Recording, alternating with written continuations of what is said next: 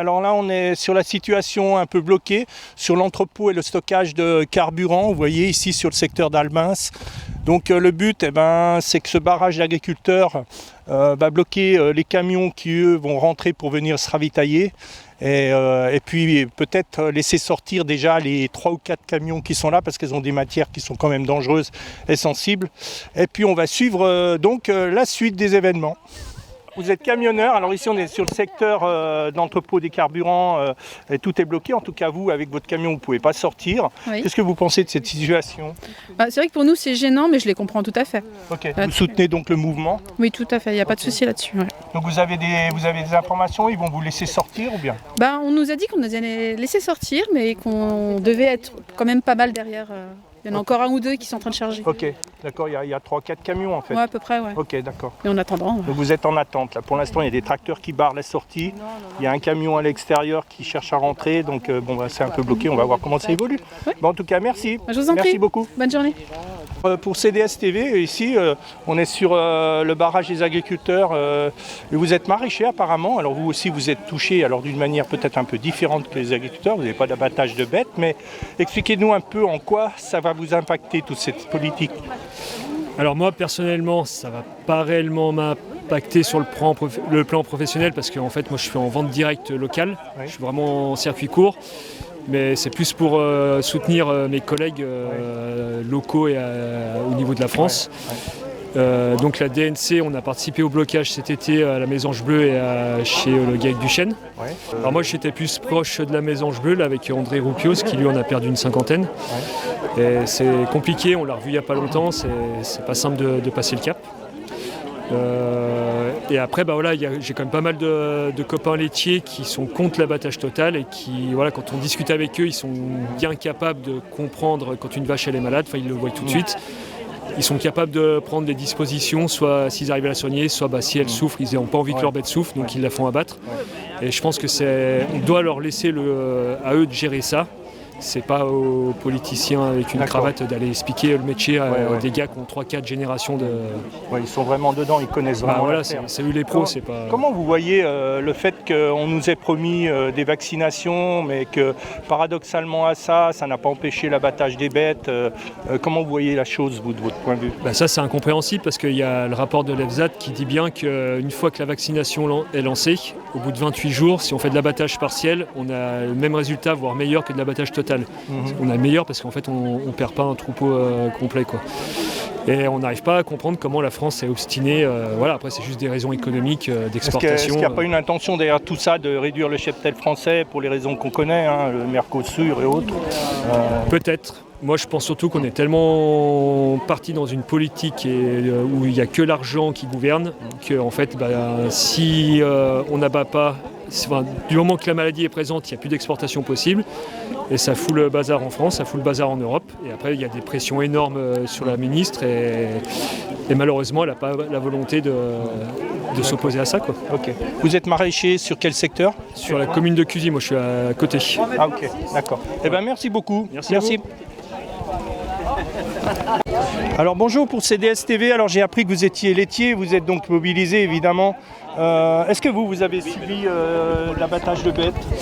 Non, j'ai pas subi personnellement, j'ai eu cette chance, mais par contre l'épidémie s'est arrêtée à 1 kilomètre de la ferme en fait. Okay. Après à l'époque on était vaccinés, et c'est vrai que le vaccin était une bonne protection, le vaccin était efficace et en fait on a été protégé par le vaccin, c'est clair. D'accord. Comment vous voyez cette situation ? Ça évolue là en ce moment, on ne sait pas trop où ça va nous mener, ils sont arrivés à Paris, ça bouge un peu beaucoup, et surtout dans le sud-ouest. Comment vous voyez la situation, par exemple, ici en Savoie ? Nous, on est déterminés déjà à bloquer ici où on est, le dépôt pétrolier de Blois. On est vraiment déterminés parce qu'en fait, tous les syndicats ont rencontré le Premier ministre ce début de semaine-là. Donc la Confédération paysanne aussi. Et en fait, aucune avancée nous a été apportée, ni sur la DNC, sur la gestion de cette crise sanitaire, puisqu'on demande l'arrêt de l'abattage total, surtout qu'aujourd'hui il y a une grande partie des bovins qui sont vaccinés sur les zones. Ici c'est quasiment 100%, dans les Pyrénées ils sont à plus de 70% de bovins vaccinés. Donc en fait à partir du moment où les bovins sont vaccinés, le vaccin est efficace, il est protecteur, ça on le sait, on a la preuve en Savoie. Donc aujourd'hui il faut absolument arrêter l'abattage total et passer à un abattage uniquement des bêtes malades. Et encore aujourd'hui en période hivernale, les bêtes ne sont même pas malades de la DNC en fait.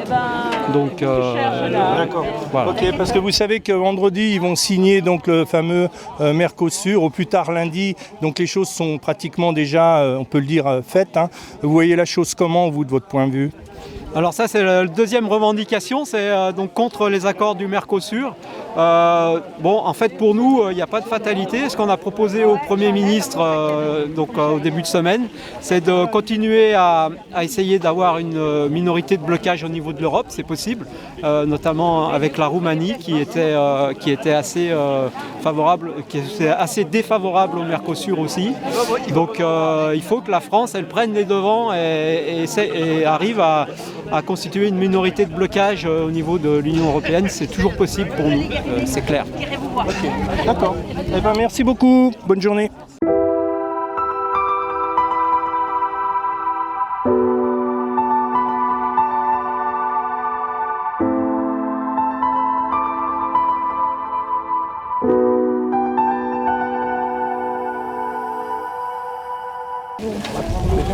Bonjour. Je vois qu'il y a un camp de retranchement là, ça discute un peu. Ouais, c'est des réfractaires. Ouais, et je vois que vous avez le bonnet du syndicat agricole. Alors est-ce que vous pouvez nous expliquer un petit peu ce qui vous mobilise aujourd'hui? On s'en doute bien que par rapport à la crise agricole qui est grave, en fait il y a une grande mobilisation. Ici au niveau de l'entrée du stock pétrolier, vous êtes donc mobilisé, en train de se mettre un camp. Qu'est-ce qui pour vous fait que vous soyez vraiment investi aujourd'hui? Oui, je ne suis pas agriculteur, mais je suis fils d'agriculteur, frère d'agriculteur. Et je suis sensible à cette cause, oui, parce qu'elle nous concerne vraiment de plein fouet en fait.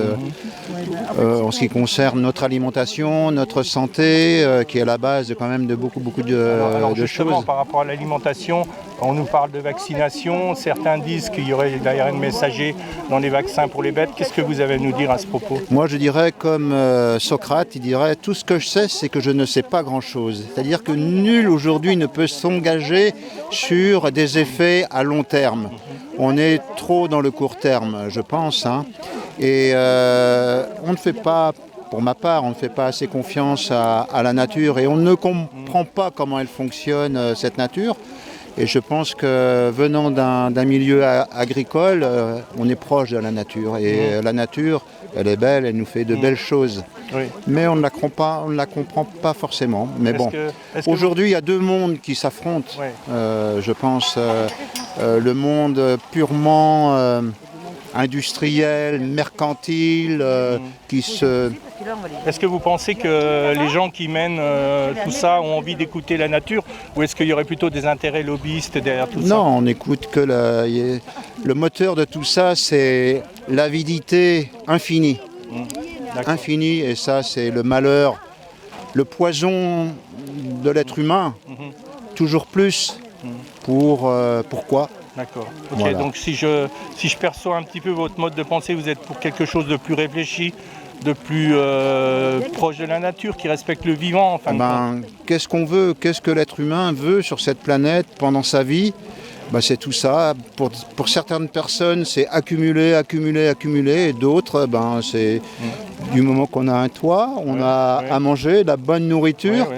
Qu'est-ce qu'on peut demander de plus? Voilà. Okay. Bien, merci beaucoup. Bonne journée. Merci.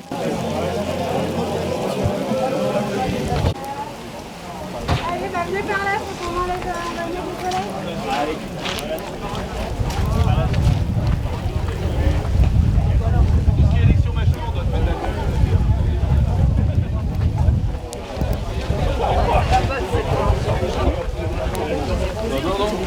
De CRS qui était devant le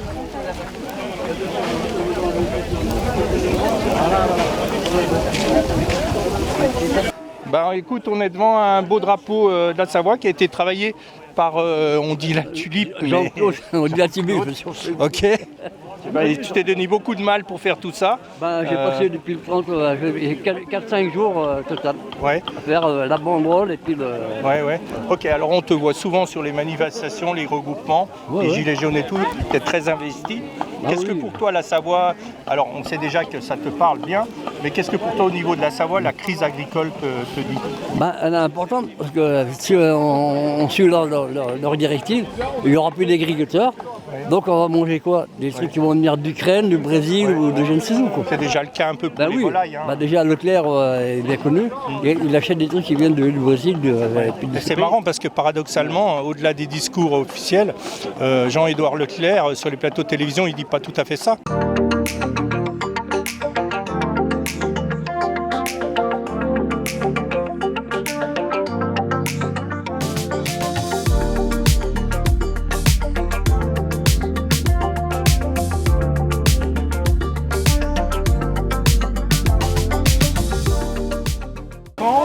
On donne l'impression que ça va durer un petit peu, non?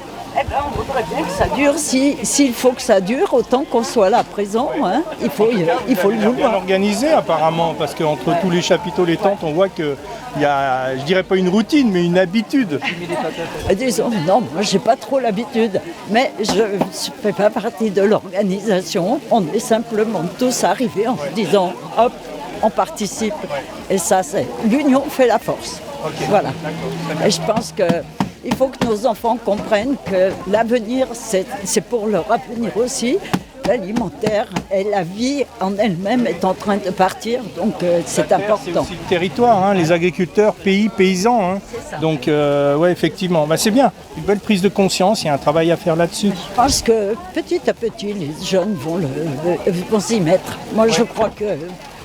dans mes enfants, oui, petits-enfants, oui, nettement. Oui. Je pense que ça va se dénouer et ça va être très rapide en plus parce que le fait qu'ils soient jeunes, ils mettront d'autant plus de vie dans tout ça. C'est bien.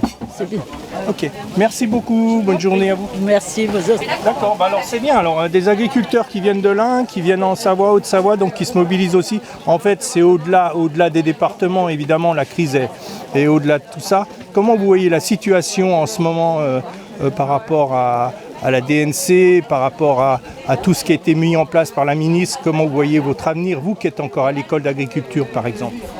L'avenir est incertain, on va dire. On ne sait pas d'où ça va nous mener, on ne sait pas où on va aller, on ne sait pas si on aura un métier, on ne sait pas si... Vous n'avez pas un horizon dégagé en fait non. Sur votre avenir. Comment vous le souhaiteriez alors cet avenir dans l'agriculture? Okay. Déjà plus d'aide, moins de normes, moins de taxes, moins de... J'ai l'impression que les normes sont une contrainte qui décourage un petit peu toute cette montagne administrative. Les deux sont égales. Okay. Là, c'est pas du tout égal. Ils peuvent utiliser des produits que nous, on peut pas. Et puis, il ne s'est pas élevé dans les mêmes conditions. Ils ne voient pas un pet d'herbe, rien du tout. Alors, forcément... D'ailleurs, est-ce que cette concurrence, elle est légitime? On devrait produire localement. Et la France est un pays qui a de la chance par rapport à d'autres pays. On peut tout produire, on peut s'autosuffire. Donc, pourquoi aller importer des produits dont on ignore... si, on se doute. En tout cas, ça ne peut pas être le même niveau de qualité. Pourquoi il y aurait cette mise en concurrence alors qu'on a tout pour vivre et pour être heureux? La France a toujours été un pays agricole. On est en train de tuer cette agriculture et je pense qu'il faut privilégier évidemment le local et il ne faut pas importer dont on ne sait pas d'où, même si c'est moins cher. On est ici, on est local, on produit et il faut prendre ce qu'il y a là. C'est une question de santé publique derrière tout ça qui est grave, quoi. C'est ça, après on ne sait pas ce qu'ils mettent dedans, dans leur viande. Voilà. Donc on a vraiment l'impression que c'est une opération purement commerciale. C'est l'Europe qui enlève la souveraineté des pays locaux pour pouvoir négocier des échanges internationaux comme les pays européens, ils ont chacun leur particularité. On a l'impression que c'est aux dépens de la France qu'on sacrifie l'agriculture pour favoriser des importations, des exportations de produits industriels qui seraient d'autres pays. Tout à fait. On est en train de tuer l'agriculture française, ça c'est sûr. Bien, alors là on est dans le chaudron, il fait bon chaud, on est à l'abri déjà de la pluie et je suis à côté de Alors, Noël Antonios. Noël Antonios. Alors, vous êtes dans le milieu de l'agriculture. Hein. On est paysans avec Caroline, donc Oui. mon épouse. D'accord. On est paysans sur la commune des Jets. Ouais. Ah, en ok, Haute-Savoie. dans le Chablais. Voilà, D'accord. dans le Chablais. Donc, inutile de Les nous derniers. dire que vous êtes pleinement investi dans la crise qu'il y a en ce moment. Ah bah carrément, nous ça fait 6 mois que ça dure. Oui. Et ça fait 6 mois qu'on défend cette cause, le non-abattage systématique. Pour nous c'est une aberration. Hein, c'est la fin de la paysannerie, les petites exploitations sont en train de disparaître. Et nous, avec Caroline, par exemple, on a des vaches d'airain, elles naissent chez nous, elles vivent chez nous. Si on était impacté par la DNC, on perdrait notre troupeau complet, quoi. Et je veux dire, c'est notre identité, ça reste notre génétique. Et voilà, pour nous, c'est un drame, quoi. Alors vous parliez d'il y a 6 mois. Il y a 6 mois, on était sur Chambéry, sur Annecy. C'est là qu'est parti un petit peu la bataille. On était déjà aussi à la manifestation, la DNC. etc. Donc la ministre de l'Agriculture n'a pas voulu nous accorder de parole. Elle était venue pour rencontrer la préfète, etc. C'était un peu en cercle fermé, on a bien compris le truc. Mais pour vous aujourd'hui, comment vous traduisez l'avenir de l'agriculture, sachant que ce qui se passe, c'est peut-être la mort orchestrée en fait. Là, vous êtes mal tombé, parce qu'en plus, vous êtes tombé sur les derniers paysans des Jets. Hein. Oui. Au Jet, par exemple, sur la commune des Jets, hein, il y a un siècle en arrière, il y avait plus de vaches que d'habitants. Oui. Aujourd'hui, Donc il y a 1100 habitants. Ouais, au Jet, 1200 habitants. Aujourd'hui, il y a encore un peu moins d'habitants parce que les gens sont en train de partir des villages comme les Jets. Mais aujourd'hui, il nous reste nos 20 vaches. On a un deuxième fils qui est là-haut, qui n'a pas d'endroit pour loger ses bêtes. Au Jet, aujourd'hui, il reste à l'année 40 vaches.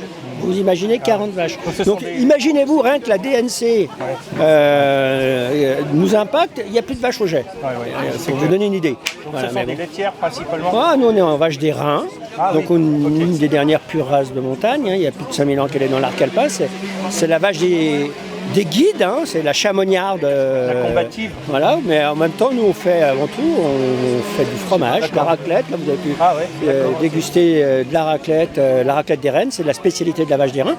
Et puis, toutes nos charcuteries, en fait, on travaille en bio, en symbiose avec la nature, avec ce qu'on a sur place, et avec des troupeaux de montagne, rustiques. Donc on a une vingtaine de vaches d'airain, une cinquantaine de chèvres de montagne, laitières, et on fabrique tout, on vend tout en direct, etc.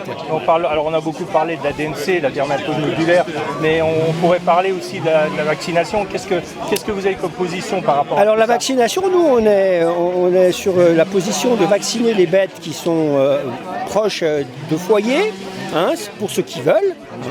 Je pense pas dans l'obligation, un choix. Mais voilà, nous on a toujours fonctionné comme ça, on a toujours été assez direct là-dessus. Notre position elle est assez simple. Je pense que nous les éleveurs, les paysans, on a l'expérience, on connaît nos animaux.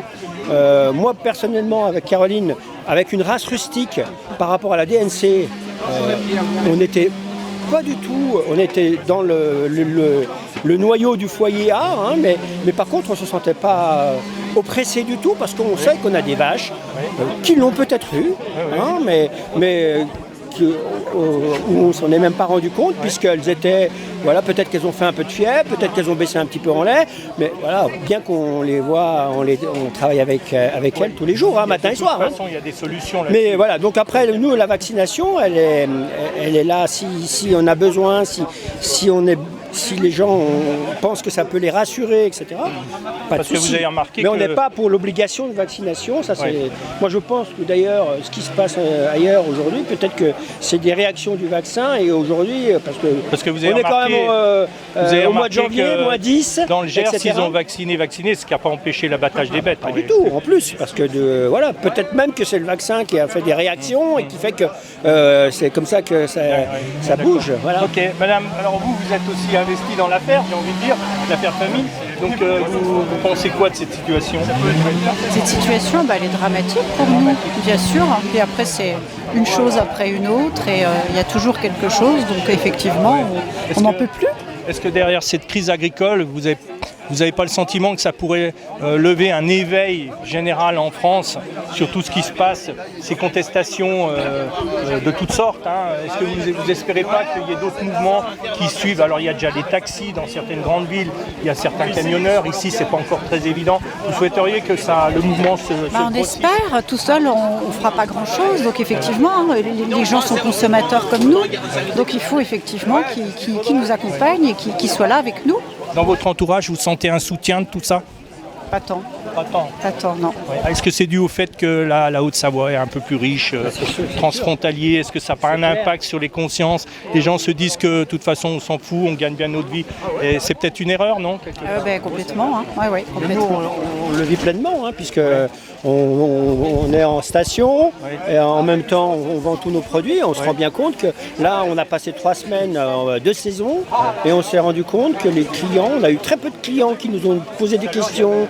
Est-ce qu'on était impacté? Comment ça se passait, etc. Personne n'est vraiment intéressé. Vos clients, c'est beaucoup de touristes, non? Ouais, c'est des touristes. Voilà, c'est des touristes. Mais après, voilà, nous, c'est des touristes. Ouais. Donc, mais enfin, nous, c'est des touristes, oui. Vous avez un magasin sur l'exploitation? Nous, on fait une... Alors, on profite de l'occasion, dites-nous le nom. C'est la ferme de Caroline. Ferme de Caroline, donc Roger. Voilà. Okay. Merci beaucoup. Merci à vous.